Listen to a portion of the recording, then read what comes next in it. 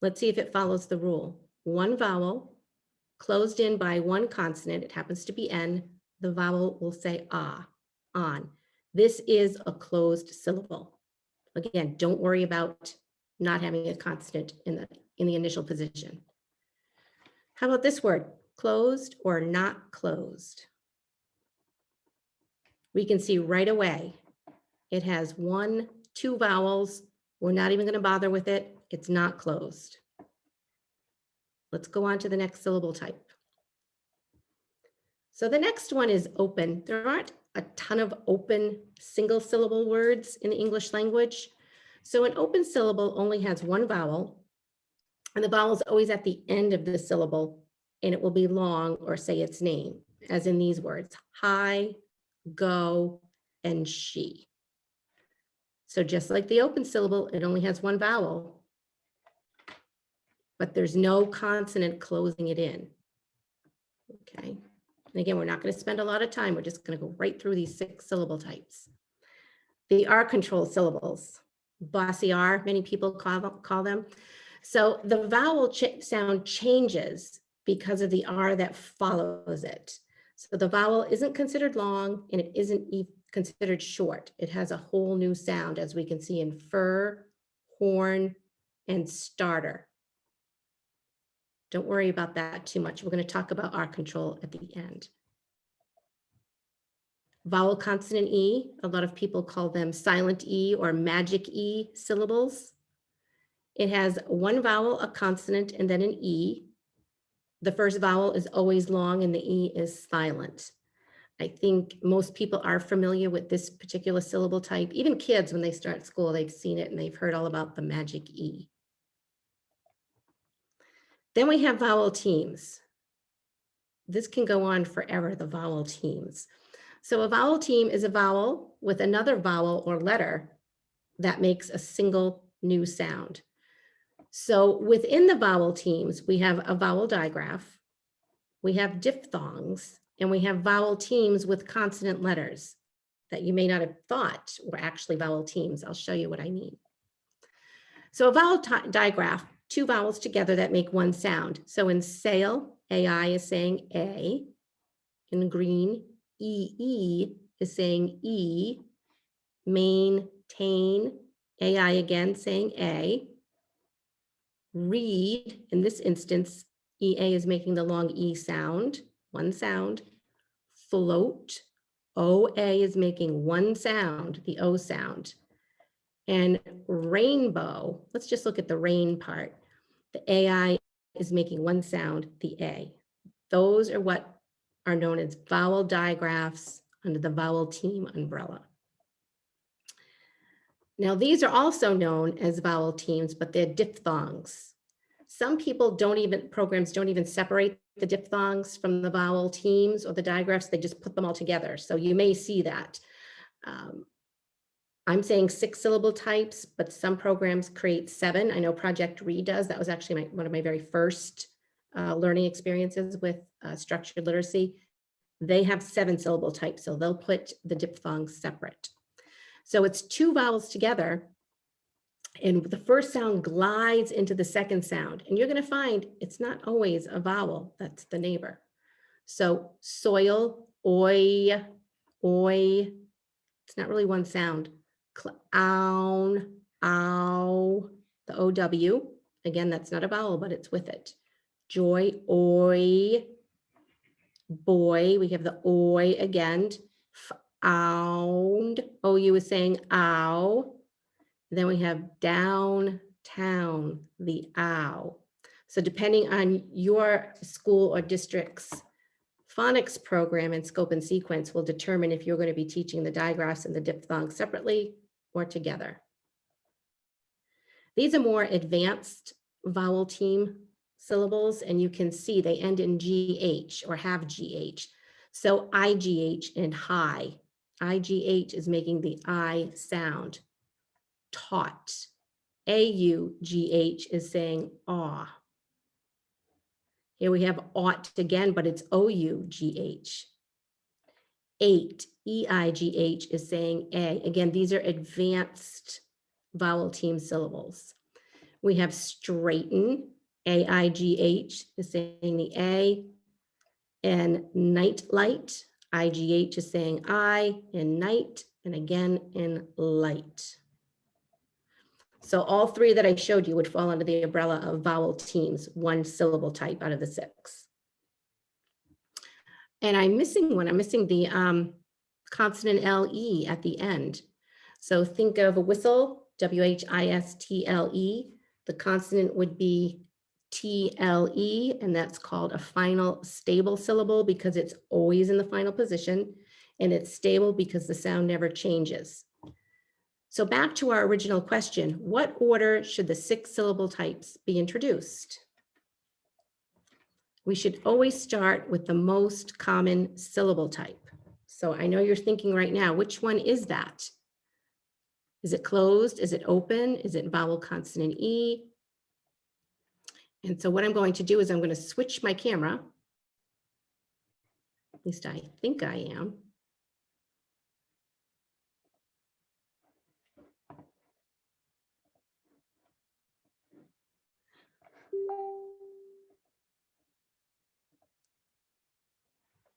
Here we go. So the most common syllable that happens almost 50% of the time is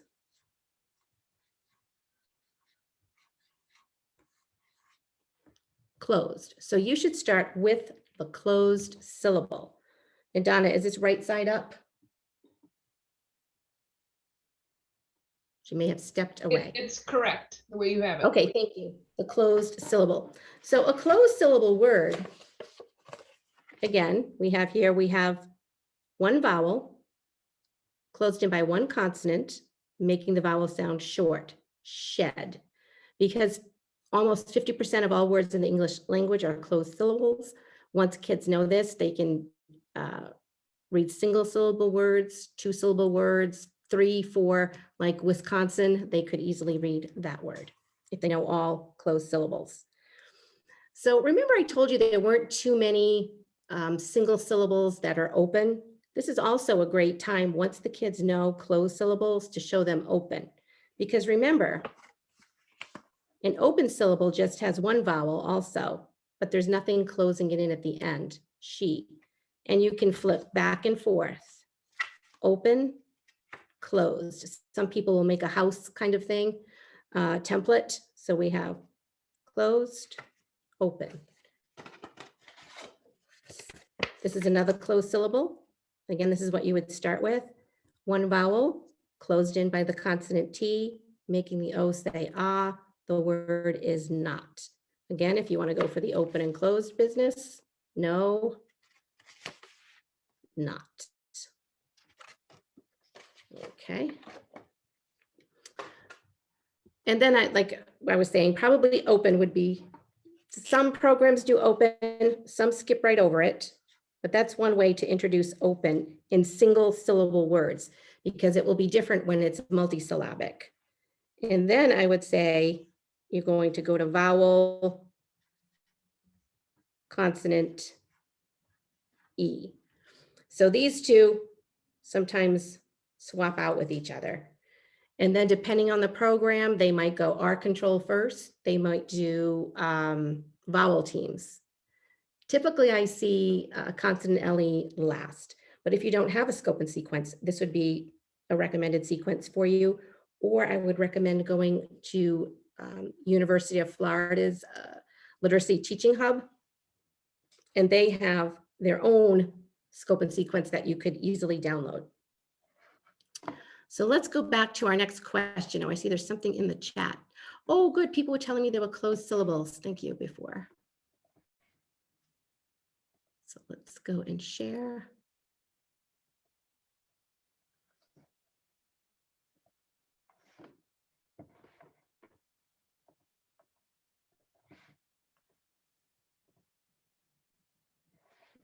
Okay, sorry about that.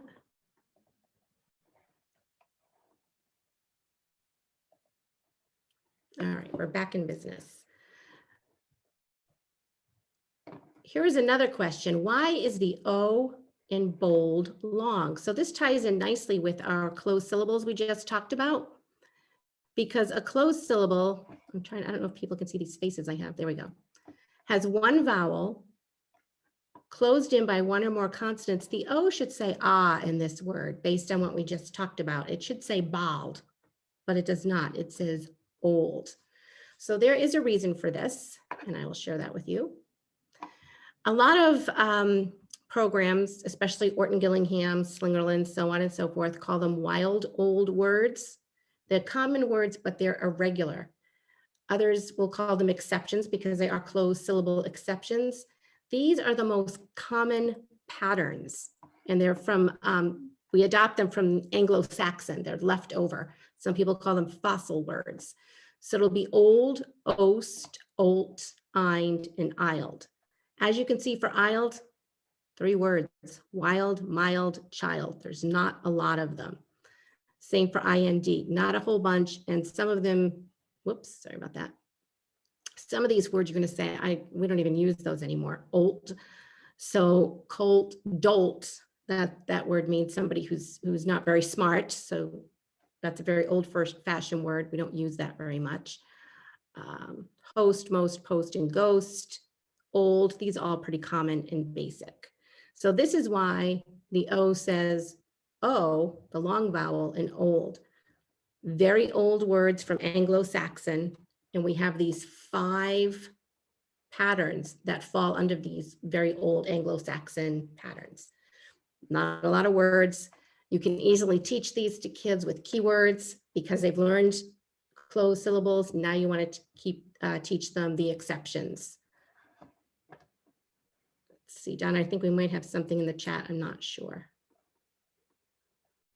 Okay. Some programs also teach sentences to the kids, and they have the kids draw a picture to go with it so they can remember these patterns. The kind old host was on the wild colt. So you have the 5, ind, old, ost, ild, and olt. The kind host rode the old wild colt. The kind host will hold the wild colt. So I think that was a great question. Why is the O long and bold? It's because it is a closed syllable exception. And I apologize, I never switched my camera, so you have no idea what I am looking at. I asked, what about lost? That has It's not an exception. is not an exception. Nope, but I'm going to go back for a minute because I apologize. I have the wrong camera on. You're just looking at a whiteboard, I believe. No, it was working. You saw my screen? Yeah. You saw slides? Yeah, with the kind old host. Okay, perfect. Because what I see on my screen is a whiteboard. So that is No, great. it was I'm glad you working. did. All right, let me go back. Sorry about that.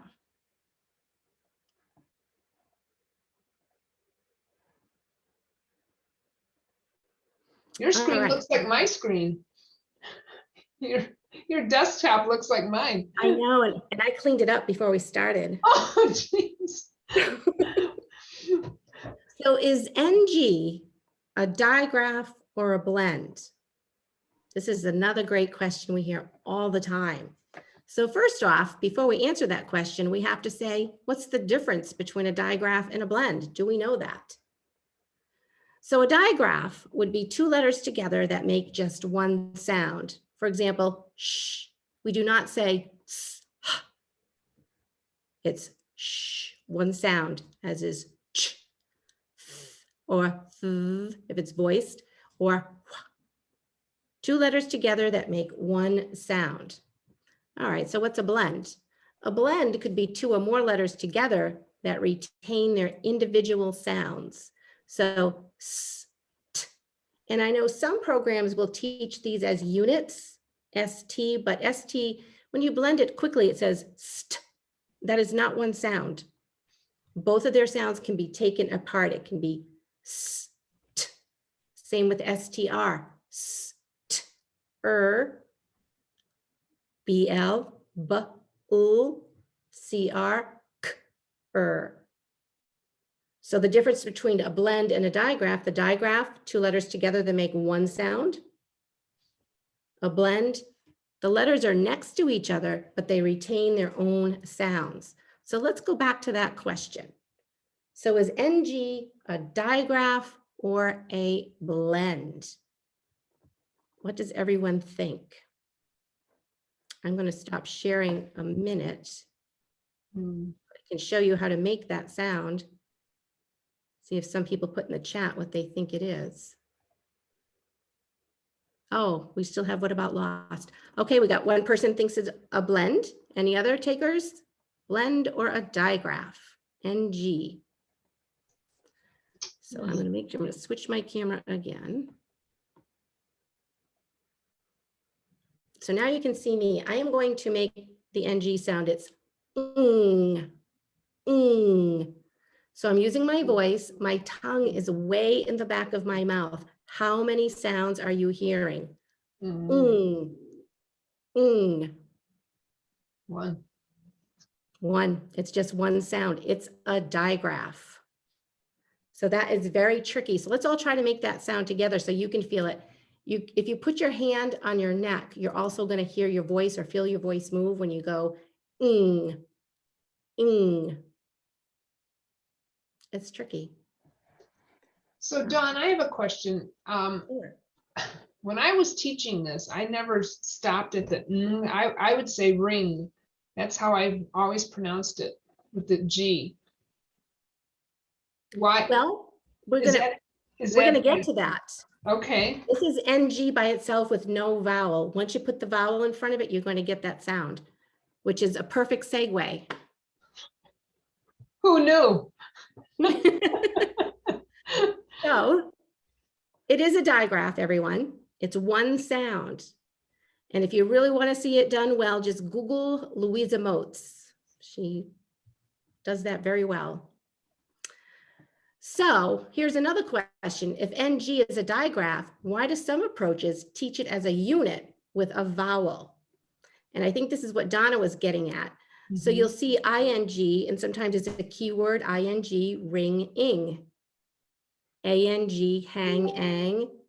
UNG, sung, ung. ONG, song, ong.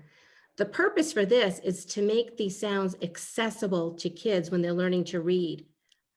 It is difficult for all of us to do the digraph. So it's not like we're not telling them the truth, but we're teaching them together as a pattern, because you can see it's ending in NG, and we've got 4 of the vowels, I, A, U, O. Someone asked what the difference was between a welded sound and NG. Now I know Wilson Language and Foundations uses the term welded sounds, and this is what they would show for a welded sound. Theirs, I believe, are on a greenish card. And it does make the whole more accessible to beginning readers. I never teach it to beginning readers as NG by itself. I am telling the truth on that one. And then as they get to become better readers, I will let them know that it really is a digraph, but we learned it this way because it made it easier. Now, if I should have put up INK, ANK, UNK, it's the same deal learning it together, because INK also has the ng plus the k. When you hear ink, it has the ng in it, but it's very subtle. So I think it's important to teach kids chunks like this so it's accessible. These sounds are accessible. So I don't know if anyone has any questions, but I don't think we can take them. You can always write them in the comments for next time. So I hope that helps with the NG and the difference between some programs calling them welded or units. It just makes it accessible for new learners. All right, here's a favorite of mine. How do you teach UR, IR, and ER? I have a way. I'm not so sure it's based on the science, Donna, so you might have to cut this part out before you post it. Okay. Okay. So I'm going to switch my camera so everyone can see it. And I did learn this from, it was an OG fellow. I was at an IDA conference many, many years ago. I don't know who the woman was. She was lovely. I signed up for her session, whatever it was. I don't know what it was. So when we talk about you, ER is the most popular. It's used most often, especially in multisyllabic words at the end of a word: mother, chapter, father, what else? After, dinner. So how do we figure out UR for and IR for So look at one of these words. The first word I'm going to show you is hurt. So it's UR. You see that? So I tell kids or new learners, just because they're going to have to start visually recognizing these words before they get pretty good at spelling them and mapping them. So anything that can hurt you is most likely spelled UR, such as burn. A curb, if you fall off a curb, I'm sure you will get hurt. That could hurt you. Oh, some people who like to surf, I think that's very dangerous. I wouldn't recommend it. You could get hurt badly. Okay. Is this too far off, Donna? Wow. No, what do you mean? Okay, it's okay to keep going with this. Oh yeah, no, it looks great. Curl, if you curl your hair with a curling iron, you might burn yourself. Very dangerous. Stay away from that. And then you'd probably have to go see this person, the nurse. Then when you get there, your mom, she's digging through her purse. She doesn't have enough money to pay the nurse. She's got so much garbage in her purse. Oh, she pokes her hand. She gets hurt too from sticking her hand in the purse. Then she starts to say some really bad language. So she has to go here. Church. I was wondering how you were going to work in church. Yeah, so these aren't all of them, but words that, that are harmful or dangerous, or that you can tell a story to make them appear that way. Again, it's not science. This doesn't work for every word, but it works for a lot of common words that kids will come across. Okay. So now I'll show you IR.